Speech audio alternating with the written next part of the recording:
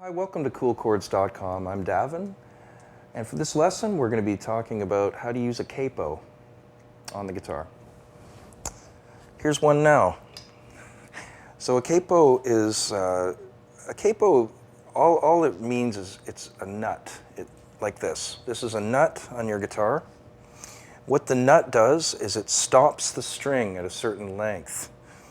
So when we don't use this capo, when we just have this nut here, we're playing an open position and we're sort of at the mercy of this tuning.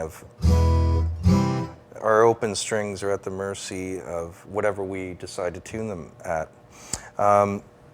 If we have a movable nut, which is this thing here, we can change keys very easily. I even remember seeing guys, George Jones and things like that, change on the fly. They'd be playing here.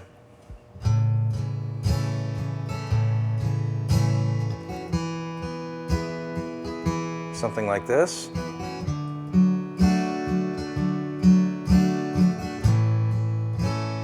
Three, four.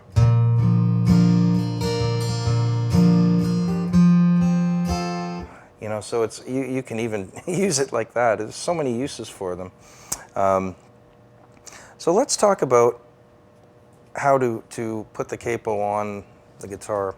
I see a lot of people sort of just put it on like this, really quickly, And if you can see what I just did, notice how these two strings, the 6th and the 5th string, are really close together now, and that affects the pitch. It's out of tune now. So what we want to do when using a capo, once you decide where you want it to go, you squeeze it. This is a spring capo. Most modern capos look like this. You would squeeze it. Make sure it's very wide. Hover the capo above the strings and then set it down gently. You can kind of adjust it. Sometimes push on it like this to make sure that it's pressed down on all the strings. And then do a test. You want to tune it after you put it on. So let's test that.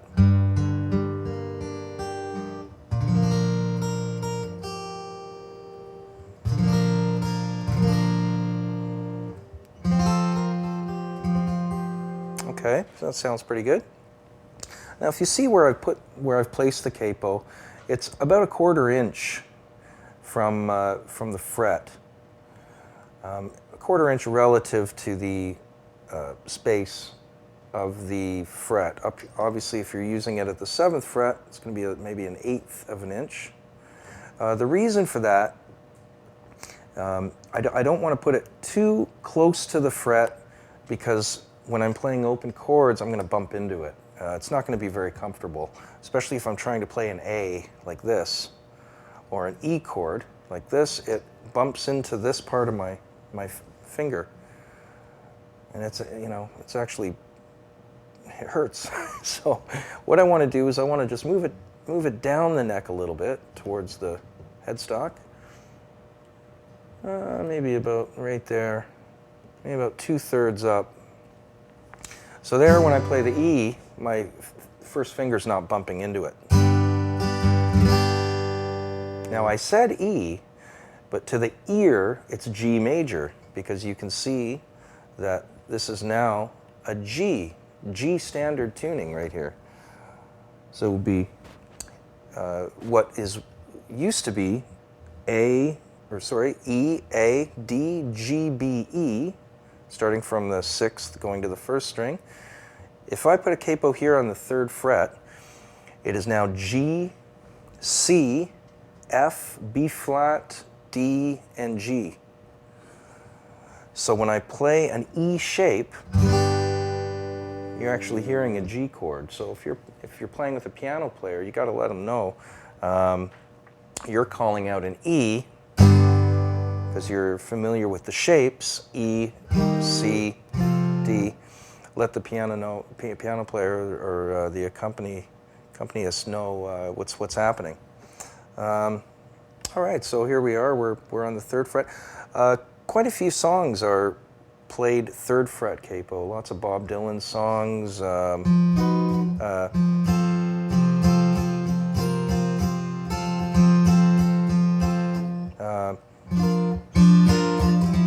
Hard Rain.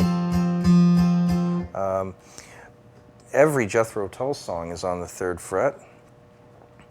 And yeah, quite a few tunes. Now, if you move it up to the 7th, you want to squeeze it, go all the way to the 7th, then you're a lot of other Jethro Tull songs, and Here Comes the Sun.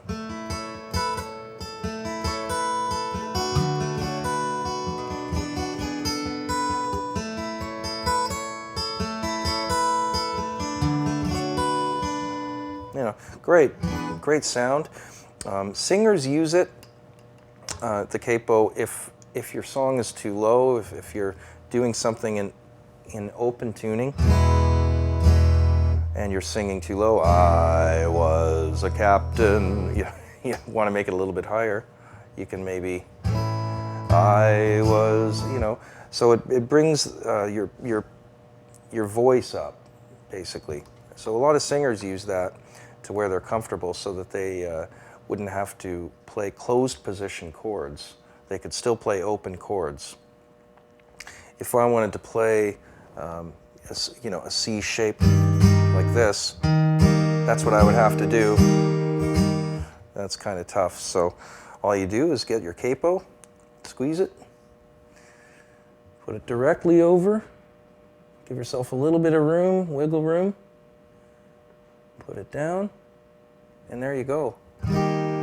So just as you don't want to move your capo too much this way, you don't want to have it on this side of the fret either, because what happens is you get a lot of buzz, right? Although this capo is technically on the 3rd fret, you know, that's what your song is going to sound like. So you don't want to put it on this end of the fret, you want it on this end, just like this.